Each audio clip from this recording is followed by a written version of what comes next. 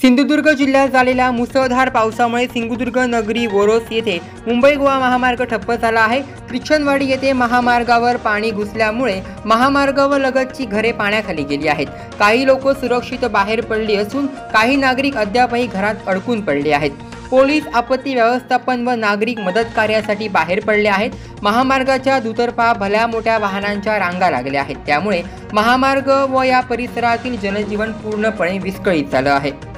ओरोस ख्रिश्चनवाडी येथे महामार्गावर हे पाणी असल्यामुळे चर्च व त्या परिसरातील घरे पाण्याखाली गेली आहेत। महामार्गावर पाणी असल्यामुळे पोलिसांनी महामार्ग बंद केला आहे व यातील काही वाहने मुख्यालय, सामाजिक न्याय भवन मार्गे जिजामाता चौक या मार्गे वळवली आहेत। भारतीय हवामान खात्यानं रत्नागिरी, कोल्हापूर, सिंधुदुर्ग या जिल्ह्यात काही ठिकाणी अति मुसळधार पावसाचा इशारा दिला आहे, तरी नागरिकांनी सतर्क राहावं असं आवाहन जिल्हा प्रशासनानं केलं आहे। 3:30 वाजल्यापासून आम्ही इथे आहोत आणि या रस्त्यावर पाणी रस्त्यावर आल्यामुळे आम्ही ट्रॅफिकचं नियोजन केलेलं आहोत आणि आता आतमध्ये एक बाई अडकलेली आहे, तिला आणण्यासाठी आम्ही लाईफ जॅकेट पूरग्रस्त परिस्थिती निवारण केंद्रवाल्यांना बोलावलेलं आहे आणि त्यांना बसवण्याचा प्रयत्न चालू आहे।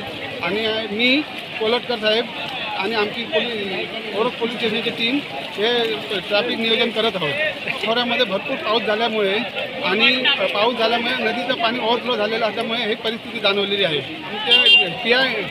API कोलटकर यांच्या मार्गदर्शनाखाली आम्ही 10 लोक इथं आहोत, पलीकडे ओरोस फाटा आणि इथे।